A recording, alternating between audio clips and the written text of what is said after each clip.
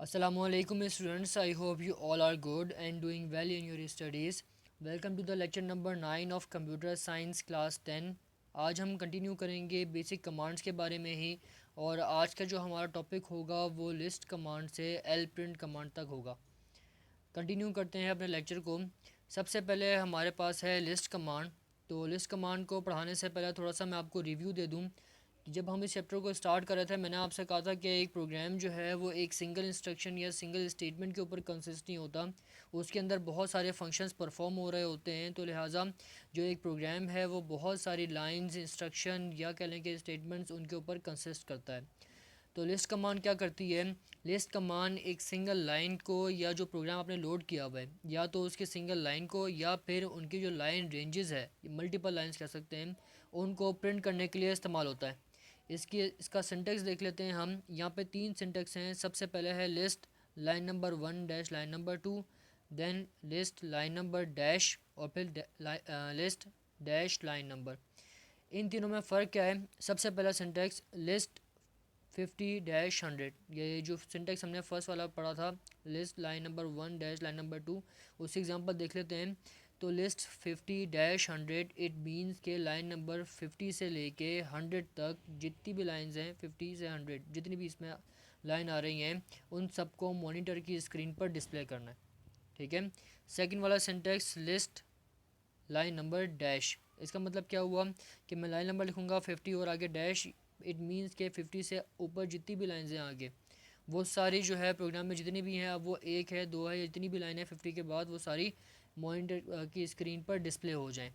इसके बाद list dash 50, इसका मतलब क्या? इसका मतलब ये है कि 50 से पहले तक इंक्लूडिंग 50 ये जितनी भी लाइंस है आ रही हैं वो सारी मॉनिटर की स्क्रीन पर डिस्प्ले हो जाएं।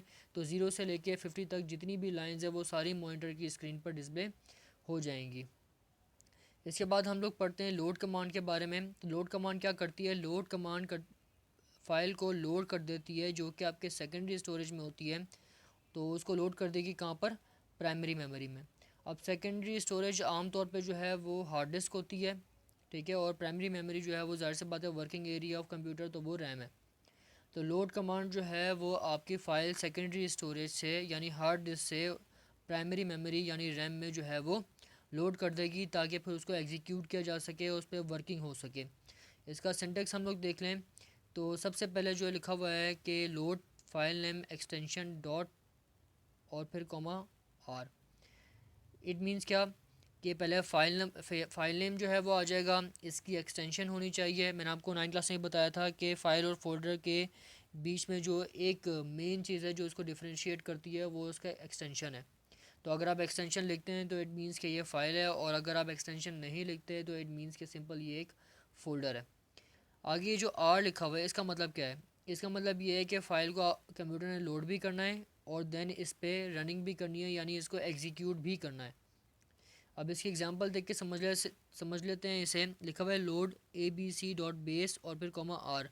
तो यानी ये ए बी सी नाम की जो फ़ाइल है कि जिसकी एक्सटेंशन जो है वो डॉट बेस है, ये इसे लोड कर देगी, ठीक है। और क्योंकि मैंने आगे आर लिखा हुआ है तो इट मीन्स के लोड करने के बाद इसके ऊपर वर्किंग भी स्टार्ट हो जाएगी, ठीक है। वैसे ये आर जो है वो नेसेसरी नहीं है, यानी ये इस स्टेटमेंट का लाजमी पार्ट नहीं है। हो सकता है कि आप प्रोग्राम को खाली लोड करवाना चाहते हो, वर्किंग ना करवानी हो, तो आर का यूज़ जो है इन्होंने ऑप्शनल रखा हुआ है। अगर आप फाइल को सिर्फ लोड करवाना चाहते हैं तो सिंपल ये आर को आप रिमूव कर दें, ठीक है। और अगर आप फाइल को लोड भी करवाना चाहते हैं और उसकी एग्जीक्यूशन भी करवाना चाहते हैं तो फिर आप सिंपल आर को ऐड रहने दें, जैसा कि इसकी एग्जांपल में मैंने शो किया हुआ है। अपनी नेक्स्ट स्लाइड की तरफ चलते हैं। नेक्स्ट हमारे पास कमांड है MKDIR, full form make directory. तो इससे मिलती जुलती कमांड हमने 9 क्लास में भी पढ़ी हुई है। तो MKDIR क्या करती है? एक सब डायरेक्टरी क्रिएट कर देती है। अब सब डायरेक्टरी से मतलब क्या? फ़ोल्डर, या फिर हो सकता है कि एक फ़ोल्डर है, हम इसमें कोई मज़ीद फ़ोल्डर बनाना चाहते हो तो फिर कह सकते हैं कि सब फ़ोल्डर। तो MKDIR जो है वो फ़ोल्डर क्रिएट करने के लिए इस्तेमाल की जाती है। इसका सिंटेक्स देख लेते हैं।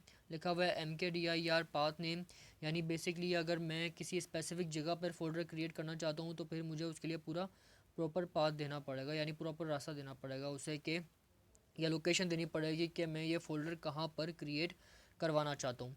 एग्जांपल देखें, लिखा हुआ है MKDIR ABC और फिर आगे XYZ। इट मीन्स कि ये XYZ मैंने आपको 9th क्लास में ही बताया था कि हमेशा आपके लास्ट वाले पार्ट के ऊपर जो है वर्किंग होती है। तो इसका मतलब क्या, इसका मतलब ये है कि XYZ नाम का फ़ोल्डर क्रिएट होगा और ये XYZ का फ़ोल्डर कहाँ पे क्रिएट होगा, ABC के अंदर, और ये ABC की लोकेशन कहाँ पर है, C ड्राइव के अंदर। ठीक है, याद रखना है आप लोगों ने कि हमेशा हमारे लास्ट पार्ट के ऊपर वर्किंग होती है। तो ABC नाम का फ़ोल्डर ऑलरेडी एग्जिस्ट करता होगा, C ड्राइव तो होती ही है यहाँ पे कंप्यूटर में। तो जो फ़ोल्डर क्रिएट हो रहा है MKDIR कमांड के थ्रू वो कौन सा है, वो है XYZ आपका। इसके बाद नेम कमांड। नेम कमांड क्या करता है, नेम कमांड अगर कोई पुरानी फ़ाइल है तो उसका नाम चेंज करने के लिए इस्तेमाल होता है। ठीक है, एग्जांपल इसकी देख लेते हैं और पहले सिंटेक्स डिस्कस कर लेते हैं। देखें सिंटेक्स में, name, old name, as, new name. यानी यहाँ पे हमने क्या करना है, पहले जो है पुराना नाम देना पड़ता है। ठीक है, एज एक कीवर्ड है और उसके बाद हमें न्यू नेम जो है उसका असाइन करना पड़ता है। इसकी एग्जांपल देख लेते हैं, देखा हुआ है नेम abc.base एज xyz.base। इसका मतलब क्या है, इसका मतलब यह हुआ कि एक फ़ाइल है जिसका नाम ABC है, उसकी एक्सटेंशन जो है वो डॉट बेस है। इसका नेम, अब नेम वाला पार्ट जो है वो डॉट से पहले वाला होता है। ठीक है, यानी ABC है। तो ABC को चेंज कर देना है किसके साथ, XYZ के साथ। तो ये क्या करेगा, जो आपकी इस वक्त वर्किंग डायरेक्टरी है वहाँ से सर्च करेगा कि ABC नाम की फ़ाइल कौन सी है जिसकी एक्सटेंशन डॉट बेस है, उसको सर्च करेगा और उसको XYZ.base के अंदर रिप्लेस कर देगा। यानी इनका नाम जो है वो ABC से हटकर फिर XYZ हो जाएगा। इसके बाद नेक्स्ट कमांड हमारी कौन सी है, रिनम कमांड। रिनम कमांड से मतलब लाइन नंबर्स चेंज करने के लिए। ठीक है, तो अब इसका सिंटेक्स क्या है, इसका सिंटेक्स ये है कि पहले रिनम लिखते हैं, फिर न्यू नंबर, ओल्ड नंबर और इंक्रीमेंट। न्यू नंबर से मतलब यह है कि इसका नया नंबर क्या होगा, जो आप लाइन नंबर चेंज करना चाहते हैं उसका न्यू नंबर क्या होना चाहिए। ठीक है, ओल्ड नंबर यानी हमें यह बताना है कि इसका पुराना नंबर था क्या। और इंक्रीमेंट, अब इंक्रीमेंट का यहाँ पे यूज़ जो है वो ऑप्शनल है। यानी इससे मतलब यह है कि अगर तो आप सिंपल एक लाइन का जो है वो लाइन नंबर चेंज करना चाहते हैं तो सिंपल आप इंक्रीमेंट वाला पोर्शन हटा दें, इस पर वर्किंग करने की ज़रूरत नहीं है। और इन केस अगर आप जो है वो साथ साथ सारी ही लाइंस का जो लाइन नंबर है वो चेंज करना चाहते हैं तो फिर ये इंक्रीमेंट आप यूज़ कर लें। इसकी एग्जांपल देख लेते हैं, लिखा हुआ है री नंबर 50, 100, 10। तो अगर इसको सिंटेक्स से हम गो थ्रू कर लें तो 50 जो है वो न्यू नंबर है। ठीक है, और ये 50 न्यू नंबर किसको असाइन हो रहा है, 100 को। ठीक है, 100 जो है वो हमारा पुराना नंबर है। ठीक है, और इंक्रीमेंट कितना है, 10। इट मीन्स के लाइन नंबर 100 जो है वो 50 हो जाएगी। ठीक है, और 50 के बाद अब जितनी भी आगे नेक्स्ट लाइन है 50 से आगे वो सारी उनमें 10 10 का इंक्रीमेंट होता रहेगा। तो इट मीन्स के 50 होगा, फिर 60, फिर 70, फिर 80। यानी 100 वाली जो है 50 में रिप्लेस हो गई और फिर आगे 60, 70, 80 सारी जो लाइन्स थी 100 के बाद आने वाली उन सब में फिर विद इंक्रीमेंट ऑफ 10, 60, 70, 80, 90, 100 ये सारा जो है वो चेंज होता रहेगा। इसके बाद चलते हैं अपनी नेक्स्ट स्लाइड की तरफ। नेक्स्ट स्लाइड है हमारी RMDIR command. RMDIR full form इसकी रिमूव डायरेक्टरी। ठीक है, इसके के बारे में भी हमने 9th क्लास में सिमिलर इससे रिलेटेड पढ़ा हुआ है। तो रिमूव डायरेक्टरी क्या, डायरेक्टरी के बारे में अभी हमने पढ़ा था फ़ोल्डर, कि ये फ़ोल्डर को जो है वो बनाती है MKDIR। तो RMDIR जो है वो रिमूव करेगी डायरेक्टरी, यानी ये फ़ोल्डर को रिमूव करेगी। ठीक है, इसका सिंटेक्स क्या है, RMDIR पाथ नेम, यानी प्रॉपर आपने यहाँ पे पाथ देना है, पूरा लोकेशन देनी है कि आप किस फोल्डर को रिमूव करना चाहते हैं। देखिए आगे क्या लिखा हुआ है, RMDIR और आगे एग्जांपल में C:/ABC/XYZ। तो ये क्या करेगा, ये XYZ नाम के फ़ोल्डर को रिमूव कर देगा। अब ये XYZ फ़ोल्डर कहाँ पर है, ABC में, और ये ABC कहाँ एग्जिस्ट करती है, C ड्राइव के अंदर। ठीक है, तो ये XYZ नाम के फ़ोल्डर जो भी बना हुआ है ABC में, और ABC जो है वो C लोकेशन में एग्जिस्ट करती है, तो वहाँ से आपका XYZ फ़ोल्डर रिमूव हो जाएगा। इसके बाद क्या है, रन कमांड। रन कमांड क्या करती है, रन कमांड आपके प्रोग्राम जो इस वक्त मेमोरी के अंदर है उस पर एग्जीक्यूशन स्टार्ट कर देती है। ठीक है, अब एग्जीक्यूशन से मतलब क्या होता है? एग्जीक्यूशन से मतलब यह है कि प्रोग्राम पर वर्किंग स्टार्ट हो जाती है, उससे प्रोग्राम की एग्जीक्यूशन स्टार्ट हो जाती है। देखें इसमें सिंटैक्स इसका file name dot E x T, तो यहाँ पे मुझे फ़ाइल नेम बताना है और देन फिर उसकी एक्सटेंशन। एग्जांपल देखें, लिखा हुआ है run A B C dot base. It means के यहाँ पे जो फ़ाइल है जिसका नाम ए बी सी है और उसकी एक्सटेंशन डॉट बेस है, उसकी एग्जीक्यूशन जो है वो स्टार्ट कर दो। इन केस अगर फ़ाइल पहले से मेमोरी में हो, ठीक है, यानी इस वक्त हम वो जो फ़ाइल बेसिक में क्रिएट कर रहे हैं, तो फिर उसके लिए हमें फ़ाइल नेम देना ज़रूरी नहीं होता।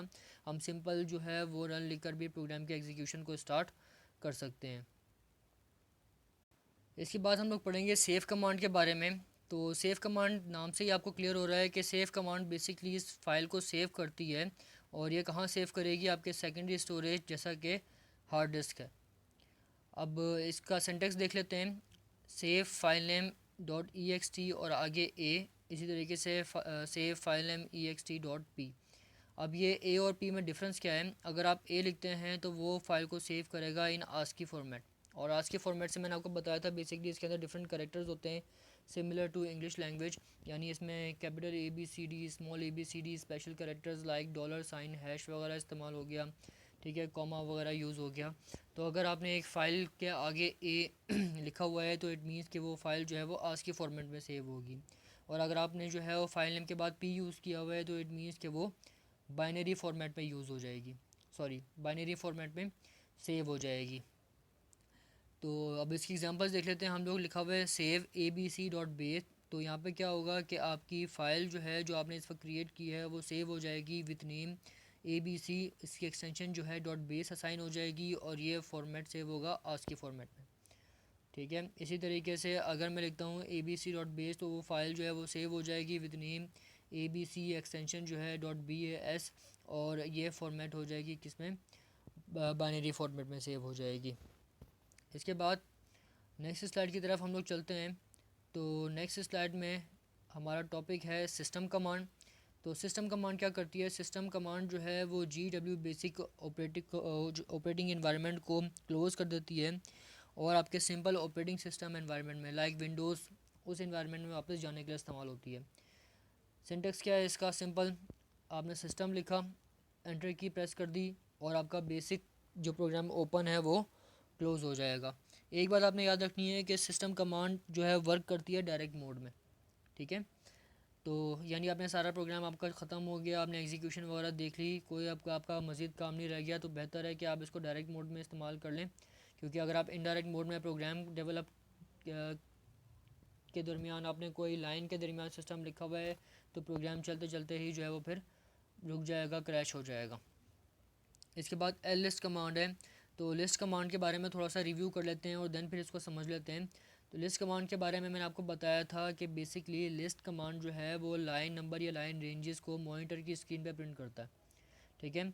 सिंपल एल लिस्ट कमांड भी यही काम करता है कि वो लाइन या लाइन रेंजेस को प्रिंट करता है, लेकिन कहाँ पर?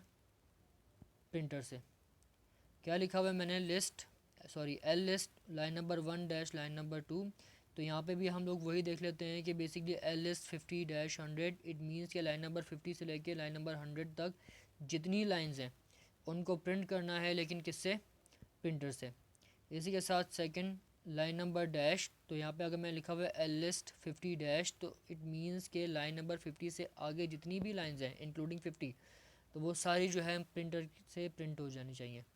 और L S dash line number, तो इसका भी एक सिंटेक्स जो है वो हम देख लेते हैं।